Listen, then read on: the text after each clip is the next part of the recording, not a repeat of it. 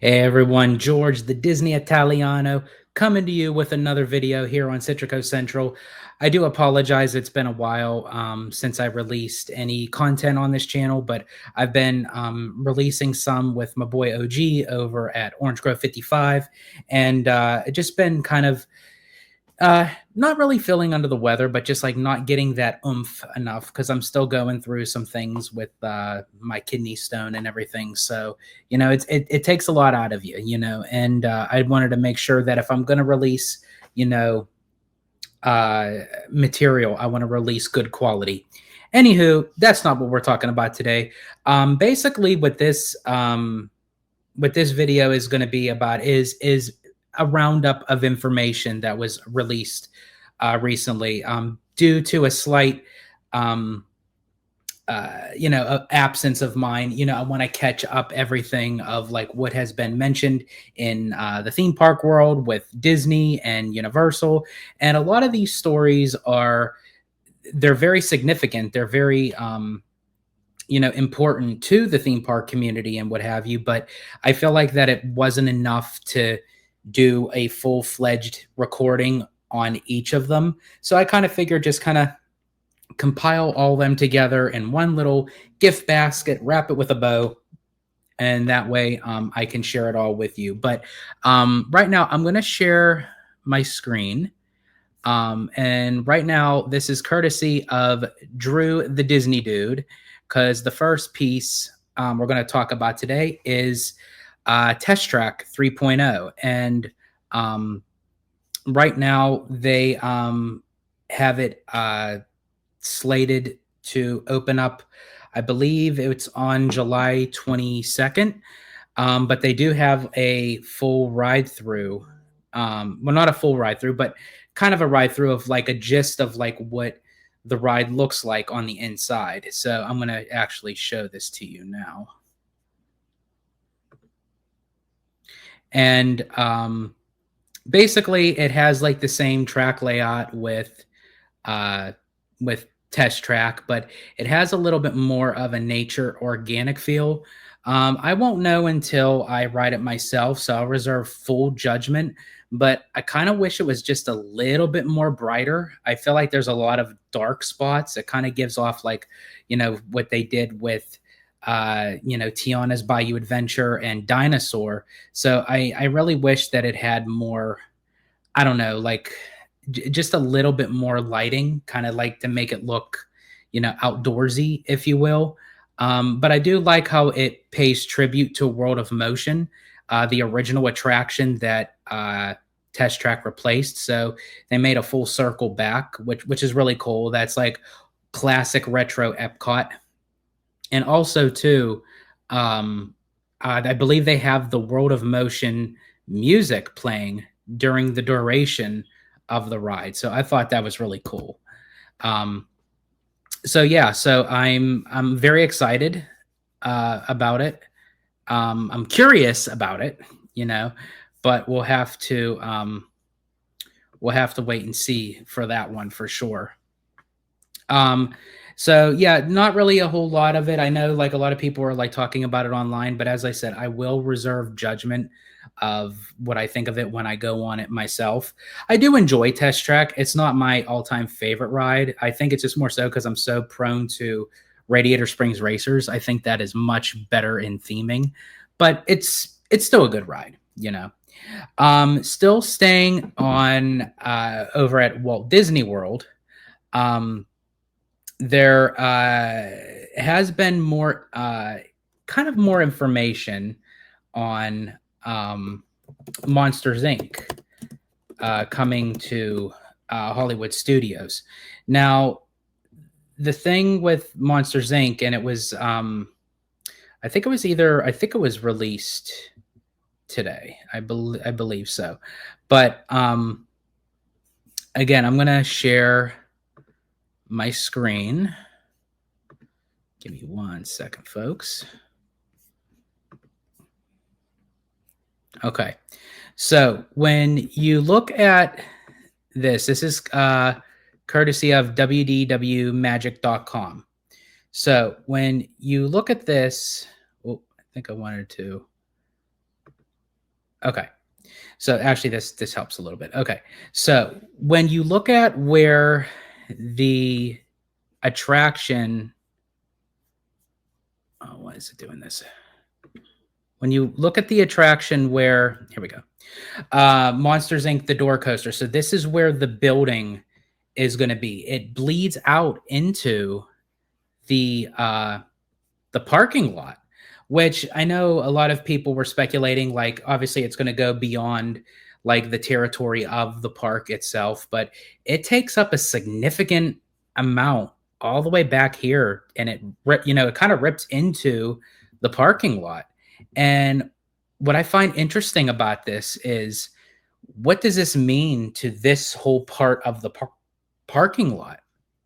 I mean, you can't really have a parking lot here and then you're going to have an attraction here. And I get it, it's a show building, and then you're going to have cars behind it, cars beside it. I wonder if this is a startup of like Disney kind of showing us a direction that this whole section of this part of the parking lot will eventually become theme park space. And I hope that's the case because Hollywood Studios definitely needs it. They need more room to kind of play with. I feel like Hollywood Studios is kind of in a landlocked position in the resort where, I mean, you could find areas to expand, but I know a lot of people were thinking, well, with that huge amount of parking lot space, where else can they expand to? So the fact that they're, running the Monsters Inc. show building into the middle of that part of the parking lot definitely can, definitely tells me that, hey, you know what, there is a high possibility that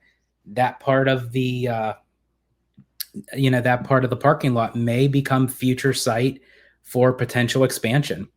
So yeah, so I wanted to bring that up as well. Let me know what you guys think in the comments. Am I too far fetched with that, or like what do you guys think?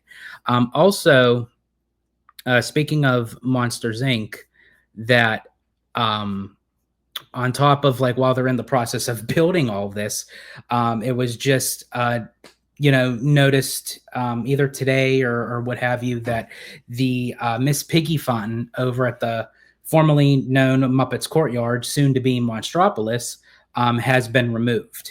So they started dismantling the fountain. So work is definitely underway, for this Monsters Inc. area. So I'm very curious to see like how it's going to come about. And the roller coaster, as I said, I'm very, very excited for this. The fact that it's Disney's first inverted roller coaster, the fact of how they even send us off, like they raise us from the ground and lift us up, and they shoot us off into the tunnel, like the doors do in the film. Like that's awesome. Like I think that is like so creative, and yeah, like I can't wait to be able to experience that myself for sure. Now, let me just make sure that before I move on, because I got a list here of things. Yeah, so, okay, we're going to hop over to Disneyland for a minute because we do have some news over at Disneyland. And as I said, I know I'm kind of all over the place, folks, but as I said, there is like a lot of news that's kind of spread over the different resorts and stuff. So I wanted to kind of bring it all to you, in that sense. So anyway, going over to Disneyland. Now, this isn't like huge news, but I just wanted to bring it just to people's attention. And I'm going to, again, show my screen here. Give me 1 second. Okay, this is courtesy of Five Fires Mondo. And what this is this? Oh, we don't want the music on here. He reported on it that basically Fantasmic right now is in G mode, and it's closer to the finale where the characters are on the Mark Twain and they're dancing with the flags and the streamers in unison and everything. So I guess apparently the Mark Twain maybe had some malfunction. So usually what they do with that is they bring out like the princesses and the princes out onto the stage, and they just kind of fill in the gap, which I think is very creative. That, during a show there are times where things are mishaps, so I'm glad that Disney can recover with something. Now, again, I don't necessarily know if this is something that's something to look at. As far as I know, it was only this night. I'm not 100% sure. Everyone or whoever knows, comment down below if you know if this was more than just one night, or if this was just a fluke. Again, not huge news to report on, but I just wanted to throw it in there just because it was, in talks in the Disney community. And again, since this is a roundup discussion of all the news from the parks and the company and what have you, I thought, yeah, why not? I'll throw it in there, So, yeah. So, again, nothing, I don't really think it's anything major, but, again, just wanted to make sure. Now, also, kind of sticking on with Disney, where this doesn't necessarily proclaim to the parks necessarily, but it could later on down in the road. So at the time of this recording, yesterday was June 26th, or 626, or 626 Day. It's basically celebrating all things, involving Stitch. I do know at the Magic Kingdom, they brought out Stitch and his cousins. They had Gantu and I forget his name. Please comment down below. It's the villain, the little fuzzy hamster rabbit guy that's part of the series. I used to love that series, by the way, the Lilo and Stitch series. So anything, they were doing everything to celebrate with Stitch, but they also made an announcement that due to the high success of the live action Lilo and Stitch movie, they will be making a sequel to the live action Lilo and Stitch. And which that doesn't surprise me. When Disney sees that something works, they run with it. But what I find really creative with it, and yet kind of risky, they have to pull out all the stops, because everyone loved the live action Lilo and Stitch because of the charming storyline of what the animated film brought. But with the sequel, it's an original story. They're not going off of Stitch has a glitch. This is going to be a brand new story continuing from the original. So I think that would be really cool, especially if they knock it out of the ballpark. And what would even be more creative is if Disney Animation goes full circle with that and takes the original live action Lilo and Stitch 2 and turn that into an animated film. Because we always say that they're taking the animated films and turning them live action. But what if you had an original live action and you turn it into animation? That would be genius. That would be really cool. Disney, you can have that idea. I'll let you have it.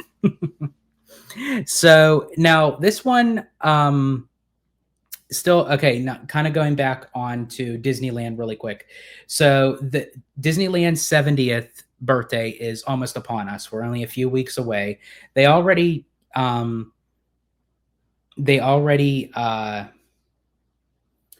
kicked off the celebration, but Disney's actual 70th birthday is on July 17th.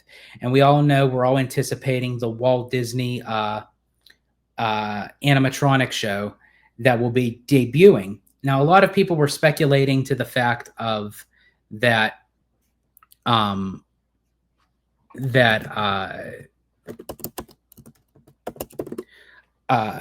Lincoln show was essentially going to come way after. Like, they would have like the Walt Disney show for a while, and then they would eventually add Lincoln,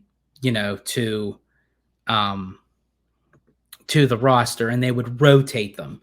But that's actually not the case, because I actually read an article from courtesy of allears.net, and they were saying that Lincoln will come online July 18th, one day after the kickoff of the actual birthday of Disneyland, with the kickoff of the Walt Disney Audio Animatronic Show. So apparently they're going to be, I guess the Walt Disney Show will be running all day on the 17th, and then they'll start rotating them on the 18th. So I think that was quite interesting. I thought they were just going to kind of stick with Walt Disney for a while, but the fact that they're bringing both back, I think is awesome. Also, too, speaking of the 70th, I find it interesting that they're doing a lot of refurbishments. Um, Now I know right now the summer months are kind of bleak in the traveling and the theme park community. It used to be like the bread and butter, but it seems like the holidays is what grabs people's attention. But I still find it interesting that they're having like 7 to 10 attractions kind of down at once at Disneyland for the 70th. And I just feel like that I have no problem with them like doing refurbishments during the summer, but when you have something special and you're kicking off a 70th anniversary celebration and you want people there, then you kind of have to entice them to say, hey, I have to give you a reason. I have to give you a purpose to come out during the summer. Well, you don't do that by closing like, 1/4 of your park down. But again, I get it. Like me personally, I would do it like after the holidays, like January, February, maybe even March, going into the spring. That's when I would do it. For the summer and the holidays, I would have that all open, especially with a an event going on like the 70th. But that's just me. Disney knows how to, finagle all that stuff, but that's just what I would do.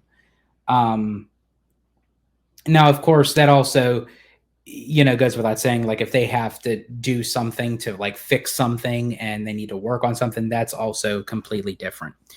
Now, before we move on, I want to backtrack a little bit because there was one thing I forgot about talking with Lilo and Stitch. Was I talked about the movie thing, and I was going to run into where it would fall into the theme parks, but the fact that they're bringing Stitch back in a big way, I can definitely see um, Stitch coming back into the parks, not just for meet and greets, not just for like a little stage show, not just for seasonal. I know that at the Magic Kingdom they had Stitch's Great Escape, which replaced Alien Encounter.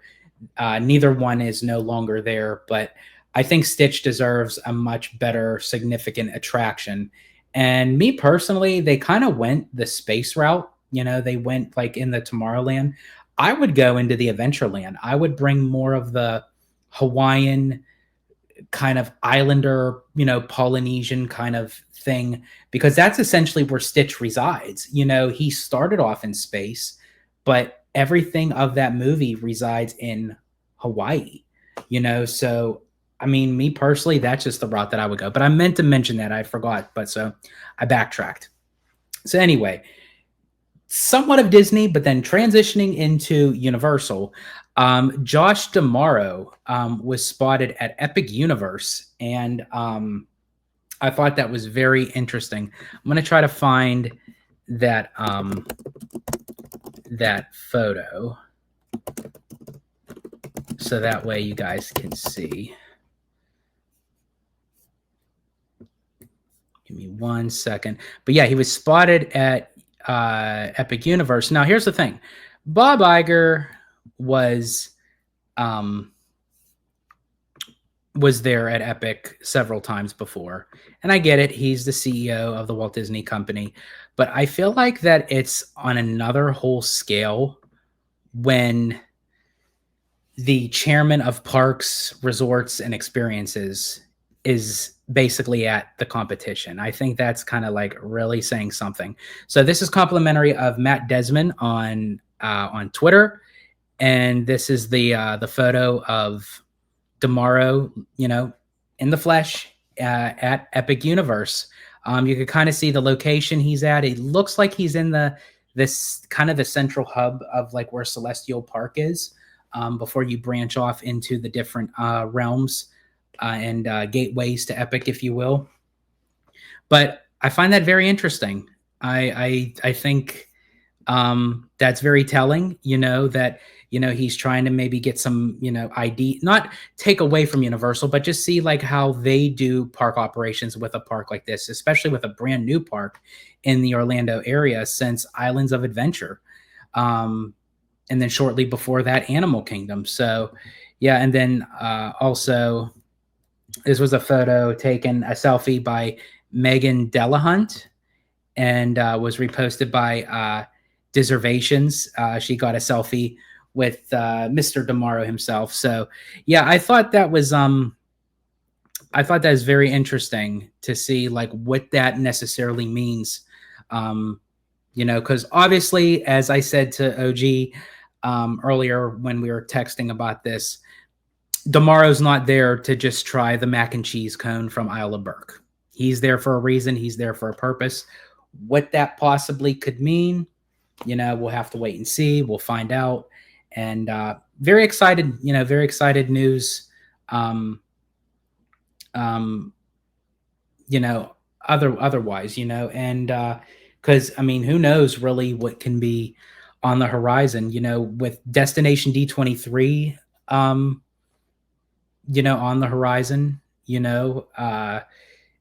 I mean, a lot of people are speculating that we're going to get some news with the Animation Courtyard over at Hollywood Studios, with the Star Wars launch bay and behind it. So, I mean, they possibly can make an announcement there or save it for D23 in 2026. So, definitely a lot on the horizon with Disney. Definitely a lot on the horizon with Universal. And I love how they can kind of intermix. They can check out their competition, and that's good. That's healthy. It keeps them on their toes. It allows them to think outside the box and get creative within their own company, and it's like, again, and just us as theme park enthusiasts, we can enjoy all that. You can enjoy Disney and Universal. You don't have to pick one or the other. I am Disney biased. Disney will always come first to me, but I still enjoy Universal, of what they have to offer. And speaking of Universal, I do believe this is the last topic of this video. I just wanted to make sure, yes. And speaking of Universal, they are going balls to the wall with Horror Unleashed, because the fact that Horror Unleashed is an experience that they are having in Vegas, and will be opening soon. I believe it's August. Yes, it's in August. So anyway, but that's not what Universal was releasing. They're actually releasing, give me 1 second, going to share my screen one last final time, I promise you folks. Here we go. Universal Orlando Resort just announced we're expanding our universe to the Midwest with a brand new location of Universal Horror Unleashed in Chicago, Illinois, our first destination in the region. Get ready, Chicago. More details coming soon. So I thought this was very interesting that they're taking a huge leaps and bounds with this, because the one in Vegas didn't even open yet. But I guess through the data of like how many tickets were sold and how many, people they're anticipating, they're like, you know what, we're not stopping here. We're going to take it over to Chicago as well. But I also find it interesting in the wording that when it says our first destination in the region. So even though they're saying it's the first destination in the region, I really don't think that's going to be the one and only. It's not, the train's not going to stop there. I feel like if they're moving that quickly to the fact of having the one in Vegas not even open yet, making the announcement for Chicago, I could see a lot of these pop up of the Horror Unleashed all over the country. Now, they do have to be careful with this though, because if they're giving a taste of Halloween Horror Nights in different cities throughout the country, that may not entice people to travel to either Universal Orlando or Universal Hollywood during the Halloween season for Halloween Horror Nights. This may just, even though it's not the full package, it just kind of gives you that itch, but it may just be enough itch that people say, you know what, I've experienced it. It's here in my home city. I'm good. I don't need to spend money on tickets. I don't need to spend on airfare. I don't need to travel. So Universal, I commend them on it. I think it's genius, but it's very risky and they have to be very careful with that so it doesn't like over implode the notion of people traveling for HHN. But yeah, so that's everything today that I have mentioned. As I said, it was a lot of news. I'm sorry I threw it at you all in one video, but that's why it's a roundup video. And as I said, it was necessary news that needed to be talked about, but I don't think that it was enough for each of them to cover their own video. So I thought I'd just kind of combine them all together and give it to you in a nice little package, especially since I've been absent for about a week. And I do apologize. I will be coming back with new material, new content, and more lives. But I want to thank you all. And actually, while I have you guys on, I'm going to actually do my plugin right here. I'm an affiliate of Magic Candle Company. And if you can't get to the parks anytime soon and you want to have that little bit of magic of Disney brought into your very own home, go to magiccandlecompany.com. They have a plethora of many different items from candles, oils, scents, sprays, soaps, anything you can imagine they have to bring the magic of Disney into your very own home. And upon checkout, use my promo code Citrico15 for 15% off. It's not just a one-time deal, folks. You can always use it anytime you want with any purchase. Just use my code Citrico15 upon checkout, and you will get 15% off every single time with Magic Candle Company. And again, if you do make a purchase and you let me know, reach out on social media, either to the Disney Italiano, Abby Clavacia, or Citrico Central on Instagram, all three. Just let us know, send us your information, and we will send you a Citrico keychain and sticker as a thank you for making a purchase and using my promo code with Magic Candle Company. So, anywho, folks, thank you so much for joining me today. Please comment down below your thoughts, your ideas, your opinions. Do you agree? Do you disagree? Would love to hear from you. And as I always say in Disney Italiano fashion, stay safe, stay healthy, stay Disney. Italiano